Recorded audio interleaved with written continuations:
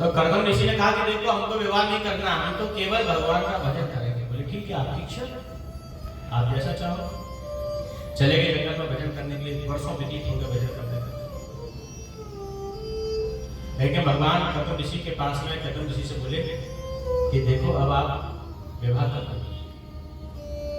तो कर्दम ऋषि ने कहा कि प्रभु आपका दर्शन हो गया तो विवाह करके क्या करेंगे? बोले अब विवाह कर दो। बोले अब नहीं करना। बोले हम तुम्हारे संबंध की बात करके आए। मनु महाराज अपनी पुत्री देवहूति को लेकर के आएंगे, तुम्हारे साथ में उनका विवाह हमने पक्का कर दिया। यदि आप विवाह नहीं करोगे तो हमारी बात झूठी हो जाएगी। तो कर्दम ऋषि ने कहा कि ठीक है महाराज, जब आपने बात पक्की कर ली तो मैं विवाह करने के लिए तैयार हूं। देवहूति को लेकर के आए, कर्दम ऋषि का विवाह हुआ। देवहूति जैसे कुटिया में आई तो क्या देखा? चारों तरफ नीचे चूहे के बेल बने, शाम का बेल बना, मेढक का बेल बना, सब एक साथ रहते थे। ऊपर निगाह करके देखा तो तरह तरह के घोंसले बने जिसमें तरह तरह के जीव रहते। किसी भी जीव में कोई हिंसा नहीं है। क्यों? क्योंकि उस संत की तपस्या का फल है। और किसी भी जीव के अंदर कोई हिंसा नहीं है। भजन का करना बताता है। यदि हम भजन करते हैं तो हमारे घर की नेगेटिव, हमारे घर की पॉजिटिव हमारे भजन से चल जाता है। उस परिवार के अंदर ना तो कोई विकार आता है। ये सब भजन का प्रभाव होता है। तो देवहूति मैया ने पूछा कि महाराज ये सब क्या है? बोले क्या है? बोले छोटे छोटे जीव हैं बेचारे। अरे हमें कितना बैठना है, कितना सोना है, गेड़ बाय गेड़ का आसन लगा के बस भगवान का भजन करना।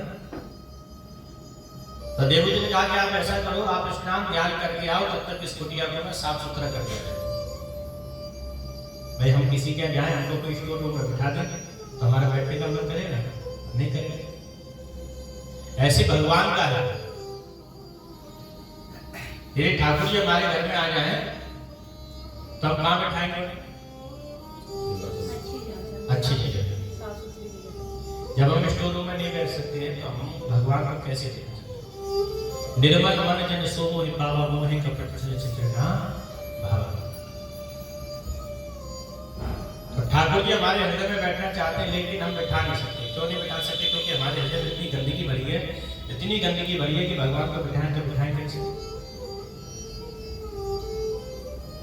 और ठाकुर जी का एक नियम है, यदि किसी के हृदय में एक बार घुस जाए तो फिर बाहर नहीं आते हैं।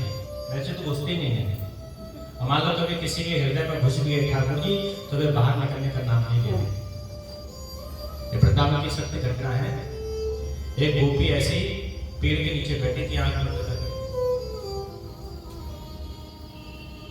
तो नारद जी वहां से निकल करके जा रहे थे। नारद जी ने देखा कि अरे इस गोपी को भजन करने की क्या आवश्यकता है?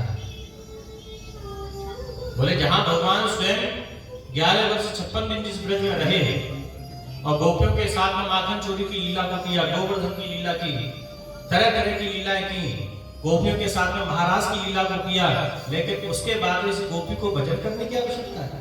नारद जी पर हानि नहीं है। कौतूहल उनके हृदय में उत्पन्न हो गया। दौड़ करके गोपी के पास में गए। गोपी से जाकर के बोले क्यों नहीं गोपी, तो किसका ध्यान कर रही है, किसकी समाधि में बैठी है? गोपी ने कहा कि महाराज मैं किसी की समाधि में नहीं बैठी, ना मैं किसी के ध्यान में बैठी, ना तो मुझे कुछ ज्ञान है, ना मुझे माला खरीदना आ रहा है, ना मुझे ज्ञान आ रहा है। तो बोले फिर आंख बैठ कर बंद करके तू कर क्या रहा है? फिर तुम आंख बंद करके क्या कर रहा है? तो गोपी ने अपने मन की बात बताई कि देखो यदि आपने पूछा तो मैं आपको बता दूं। बोले मेरे हृदय में श्याम सुंदर ऐसे घुसे हैं, ऐसे घुसे हैं कि मैं संसार का कोई कार्य करती हूँ तो मुझे सामने वही दिखाई देता, मेरा सारा काम बिगड़ जाता है। मैं संसार का कोई काम कर ही नहीं पाता।